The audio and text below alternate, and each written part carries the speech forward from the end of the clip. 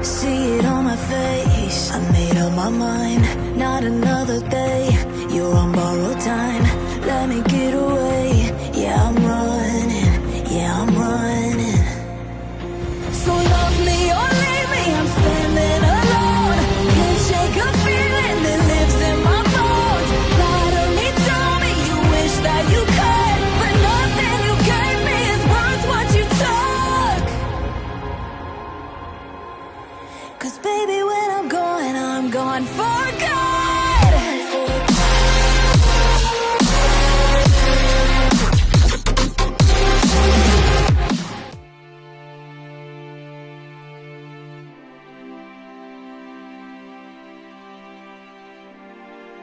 Melanjutkan dari kisah sebelumnya. Sebelumnya setelah kesadaran Xiaoyan kembali, dia menyebarkan niat membunuh yang kuat sehingga Hesianren terkejut. Aku hanya bermimpi buruk, ucap Xiaoyan dengan santai. Hesianren tersenyum tipis dan tidak melanjutkan pertanyaannya. Dia menunduk kembali merapikan benda-benda yang telah ia kumpulkan. Benda-benda itu tampak sangat biasa. Sulit membayangkan alasan mengapa semuanya perlu dikoleksi. Pandangan Xiaoyan tertuju pada berbagai objek yang tersusun di atas kompas. Kebanyakan hanyalah benda fana, tanpa sedikit pun fluktuasi aura. Beberapa di antaranya merupakan penanda dari suatu titik waktu dalam sejarah dunia. Seperti pecahan tulang tanpa daging ini. Coba perhatikan lebih seksama, ucap Hesianren. Lalu dia mencentikkan jarinya. Pecahan tulang yang tampak rusak itu melayang di hadapan Xiaoyan. Dari luar benda itu sama sekali tidak istimewa dan tidak memancarkan gelombang apapun.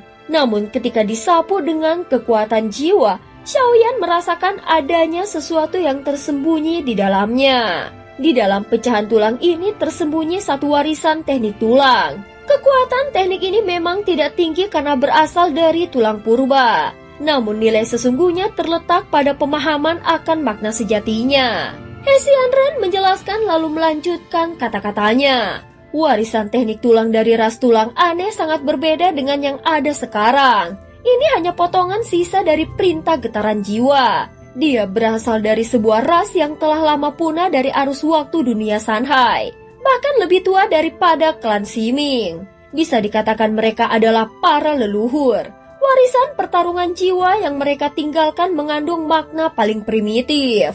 Jika kau mampu memahami esensinya, itu akan sangat membantu dalam pengembangan warisan teknik jiwa milikmu. Tentu saja barang-barang yang dikoleksi Hesianren telah dipahaminya sepenuhnya. Dia tahu apa benda-benda itu dan apa makna sejatinya. Namun bagi Xiaoyan, memahami semua itu bukanlah perkara mudah. Itu hanya berlaku bagi kami. Namun bagi yang mulia mungkin makna sejatinya bisa langsung terlihat. Hesianren tertawa saat mengatakannya. Dia menatap Xiaoyan dengan penuh keyakinan seolah sangat percaya pada bakatnya. Mungkin karena dia pernah menyaksikan keberadaan Xiaoyan sebelum reinkarnasi. Xiaoyan tersenyum pahit. Dia merasa belum mencapai tingkat pemahaman setinggi itu. Namun setelah menenangkan diri dan tenggelam dalam perenungan, sedikit demi sedikit dia mulai menangkap makna getaran jiwa yang terkandung di dalamnya. Kekuatan jiwanya masih berada di tingkat void, tetapi samar-samar telah menunjukkan tanda-tanda untuk melangkah lebih jauh. Meski begitu untuk menembus ke tingkat transendensi, masih ada jalan panjang yang harus ditempuh. Di sini masih ada beberapa benda lain. Lanjut Hesianren. Semuanya mengandung makna sejati yang berasal dari lembah purba. Kau bisa memeriksanya satu persatu. Mungkin akan berguna bagimu. Hesianren memang berpikiran luas dan murah hatinya. Sikapnya terhadap Xiaoyan sama seperti ketika mereka berada di dalam pertemuan alam dewa kekacauan. Memberi banyak bantuan tanpa mengharapkan imbalan apapun. Xiaoyan mengangguk dan mulai meneliti benda-benda kuno itu. Setiap benda seolah berasal dari waktu yang berbeda, memancarkan suasana batin dan makna yang sama sekali tidak serupa.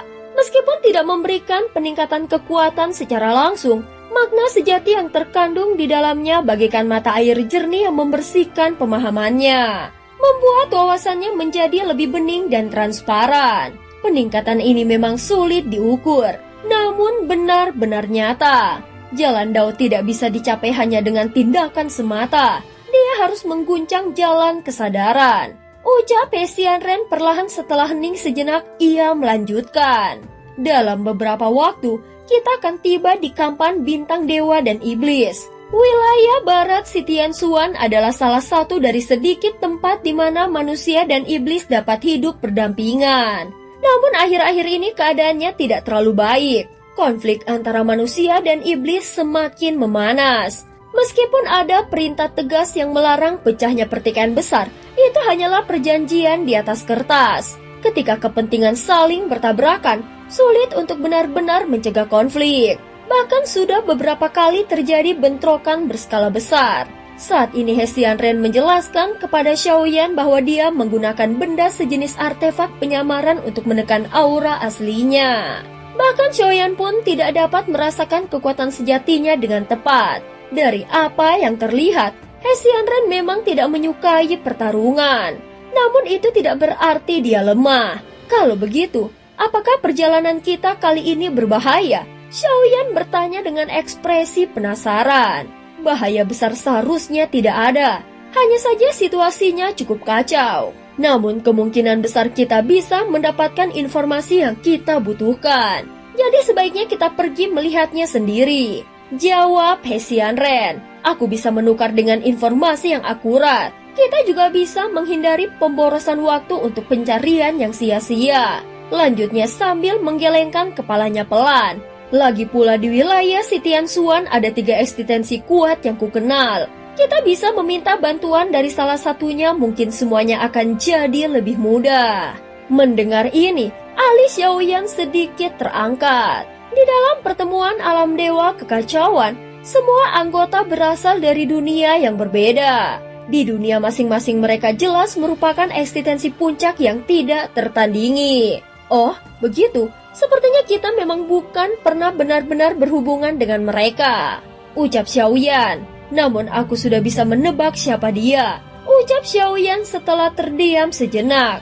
Kau mengenalnya? Hesian Ren balik bertanya. Xiaoyan langsung tersenyum pahit dan menggelengkan kepalanya.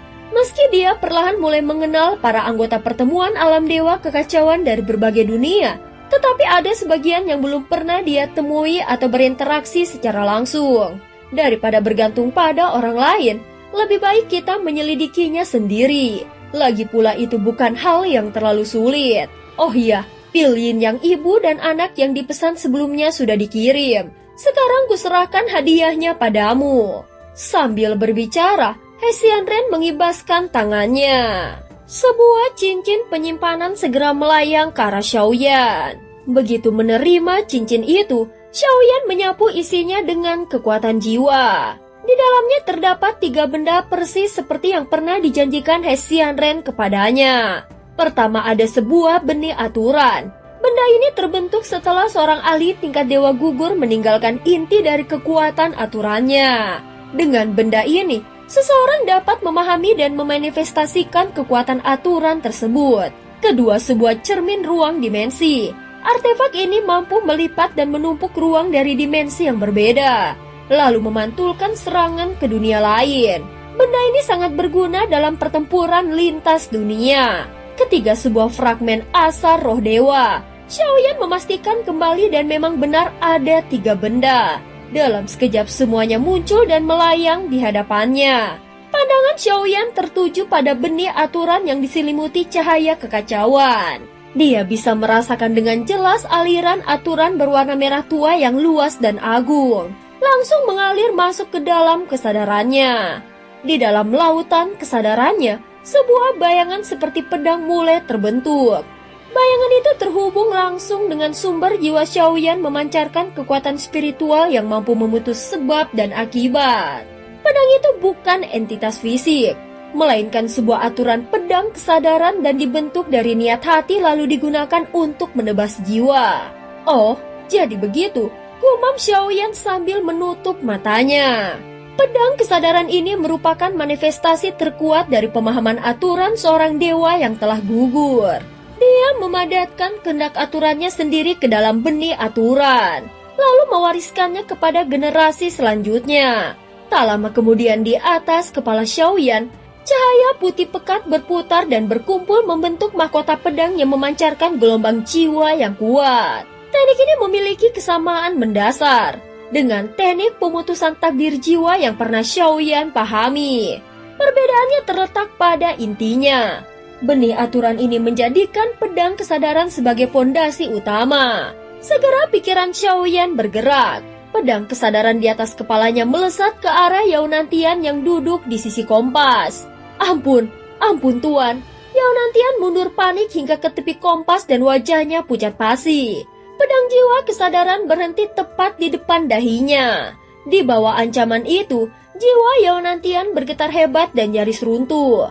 Teknik pembunuhan jiwa berbasis pedang kesadaran yang terkandung dalam benih aturan ini sungguh mengerikan. Dengan memelihara pedang kesadaran menggunakan kekuatan jiwa sendiri, seseorang dapat melancarkan serangan mematikan yang nyaris mustahil ditahan. Pandangan Hesian Ren segera tertuju pada Xiaoyan.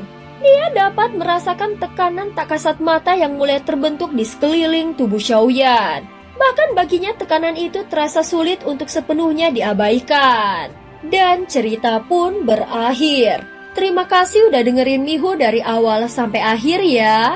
Sampai jumpa.